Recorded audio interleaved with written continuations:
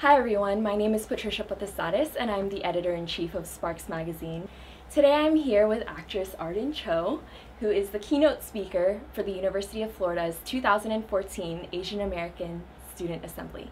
How are you doing today? I'm good. How are you? I'm good. Good. Hi. So, right now you play Kira on MTV's Teen Wolf. Yes. But in the past you've done quite a wide variety of roles. So how do you choose what roles that you want to take on? Well, sometimes we don't always have a choice. I mean, up until now, I have been, sort of selective. I have turned down roles if I didn't really love them, but, it's hard to be picky when there aren't as many roles for Asian Americans. Mm-hmm. And so, some of them just come down to just whatever is available. And I think I got really lucky with Kira Yukimura being a strong female character that's not just a damsel in distress, but she's actually pretty heroic, and she's strong, and she's smart, and so I think I got really lucky with that one.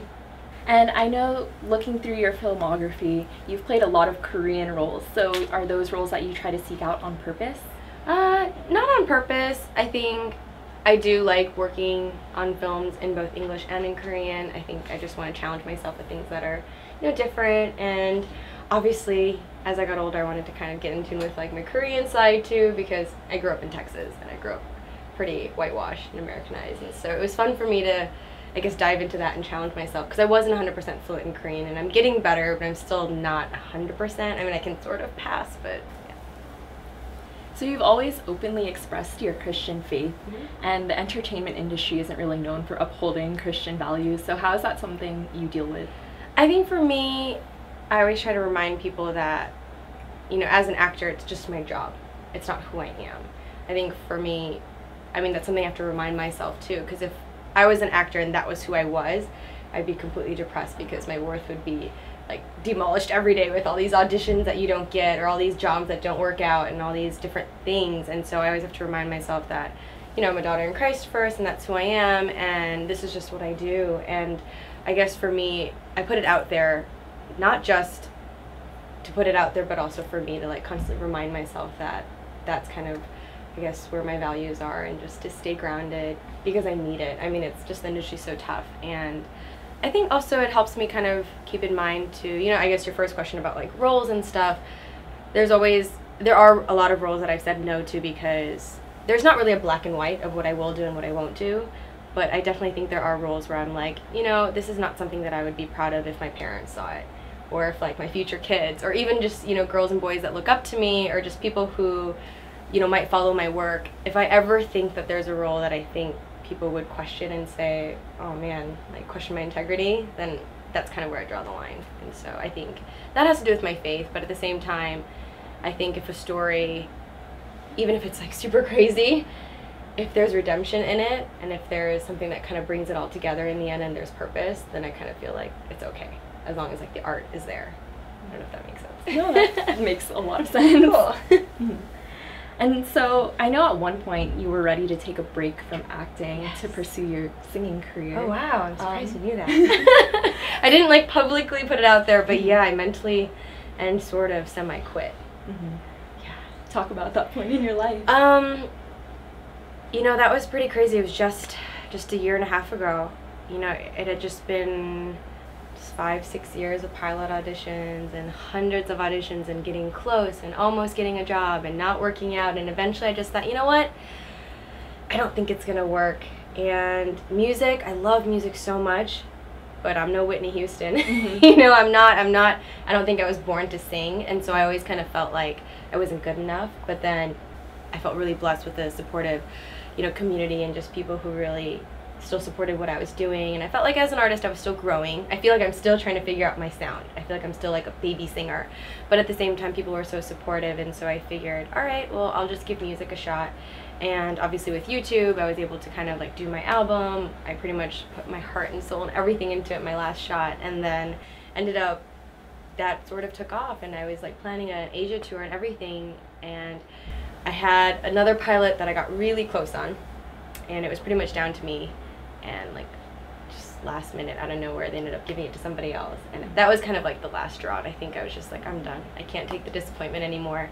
I pretty much told my agent I was taking a break. I chopped off all my hair. My hair was down to like my waist. I chopped it to my chin, and I was going to do a music tour.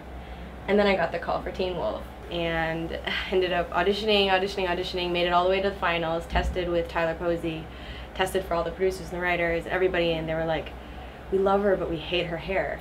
Like, she's short hair.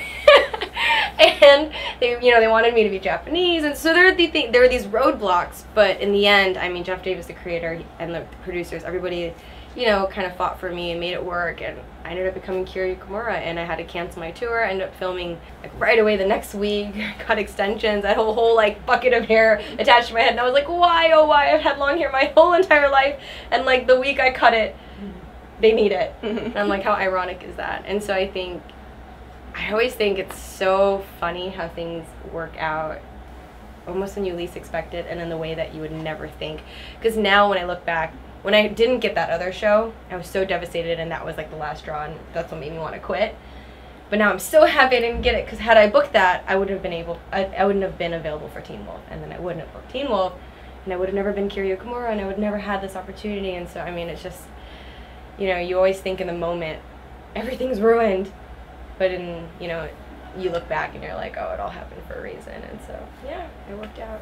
Yeah, the entertainment industry is pretty tough. Yeah, definitely tough. So do you have any advice for people who are trying to get into it? Yes, definitely. Whatever it is you love to do, if you love to sing, work on being the best singer that you can. If you love to dance, practice. Whatever it is, acting, same thing. Don't focus so much about like getting the job or getting an agent or getting out there, because I think people rush it too much. And I think for me, it took me 7, almost 8 years before I booked a show that I was recurring on. And even with Kiryu Kimura, it wasn't supposed to be a heavily recurring role. It was supposed to be just, a character for a few episodes. They initially, it wasn't even a 12-episode sort of thing, but the character started just developing, and the writers wrote me in more, and everything was working out. And so it ended up becoming on all 12 episodes of season 3, and then I ended up getting picked up for season 4 and 5 and 6. And so, things like that. I think if you want that from the beginning, sometimes it doesn't work out, but I think if you hone your craft and you just are prepared for that opportunity, it's like when preparation meets opportunity, that's luck. I don't think you just get lucky. Because if that opportunity falls in your lap, but you're not ready to stand in front of 10,000 people and sing, you're going to lose that opportunity. But if you sing so much that you are so ready that when that opportunity falls, you're just like ready to kill it, like I think that's the best thing you can do, and that's being prepared. And I'm older, I'm not as young as Kiryu Kimura is, but for me it took a long time. And I think for some people, that's always different. Some people get their start at 16, some people at 22, some people at 30. It's different for everybody.